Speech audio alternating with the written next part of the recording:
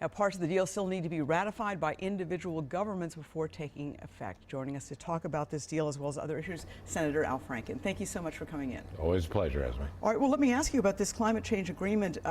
Wealthy nations, $100 billion a year to poorer nations. Certainly Republicans in Congress are already raising a stink about that one. Well, first, let me just say what a historic agreement this is. 195 countries. Everyone in the world, except for Republicans in the United States, understand that this is a defining issue in our future, that we cannot allow greenhouse gases to go to continue to heat up our planet. And this is an issue of survival of the planet, literally. And we have had some Republicans just very recently indicate that they would be willing for us to put into this global climate fund, though. So you are optimistic that Republicans will back money for poorer countries? I believe that we will get this through. We're negotiating an omnibus bill right now. The negotiations have taken longer than everyone had hoped, but I think included in that will be funding for this. All right. Another happening in Washington this week, there was actually a bipartisan agreement to drastically change No Child Left Behind. You were part of that bipartisan agreement. Yeah. A lot of discussion about what's best for our kids. Are you concerned that the pendulum will swing too far away from testing? No. Well, first of all, the pendulum had swung too far toward testing. Teachers in Minnesota were telling me that they were spending so much time doing test prep that they were drilling and killing the kids in this small, discrete skills, that the kids were not learning, the teachers weren't able to teach, and this is a real improvement. We're still saying you have to test from 3rd grade to 8th grade and then in high school, but now the states will have much more flexibility. I think they'll remove some of the levels of testing.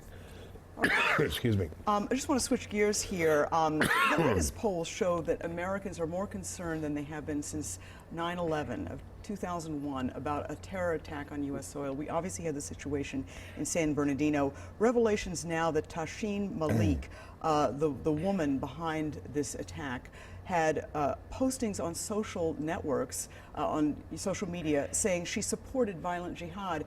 3 background checks before she came into this country missed that. That's not very reassuring.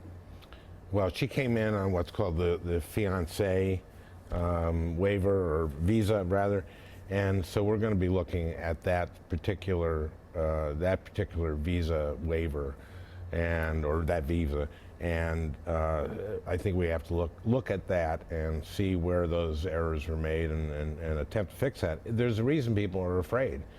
We saw what happened in Paris. We saw what happened in San Bernardino. We saw that these kind of things are now, the terrorists have taken a new tack, which is to do these random things, not this big planned spectacular event at 9/11, but we don't know when and where these random attacks will happen.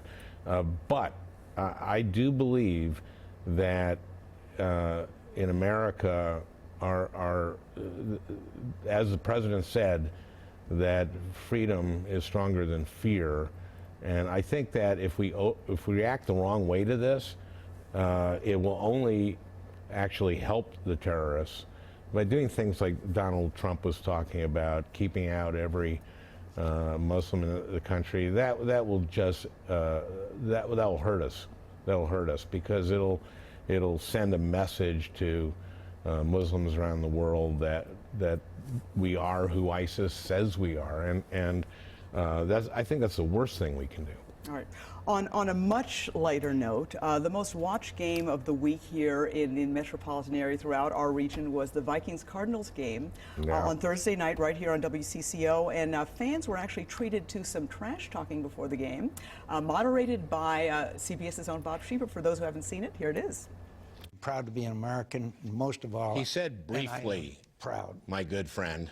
If you let me finish. You know, we've heard this kind of rhetoric before from my very close friend. But where has it gotten Arizona fans to one the Super Bowl, which they lost? And how many times have the Vikings lost? 4 times. Count Exactly, 4. 4 times. We got to the Super Bowl 4. And how did that tape, watched by millions of people here and across the country, come to be? CBS called our offices and said, would you do this? And of course I said, with my good friend John McCain. We had fun doing that. It was a heartbreaking game. On third down, I said, kick the field goal. Kick the field goal on third. I did. Hey, you should just call Mike Zimmer. I mean, you've got clout. You're a senator. You know, we had a staff Christmas party that evening, and then we went to this place where they had the Union Pub where they had the game, and I'm with my staff, and I'm going, kick the field goal on third. I was yelling that. I don't know, but I think Zimmer is a great coach. I really do. And I thought we bounced back brilliantly from the game with Seattle. We had 4 of our key defensive players out. And did Senator McCain give you a hard time? No, I haven't seen. I'll see him tomorrow, and he'll give me a hard time then. All right. Well, Senator Al Franken, always a pleasure. Thank you so much for coming in. You bet. We should have kicked on third down. All right. Well, we got that noted. Yeah. Thank you, sir.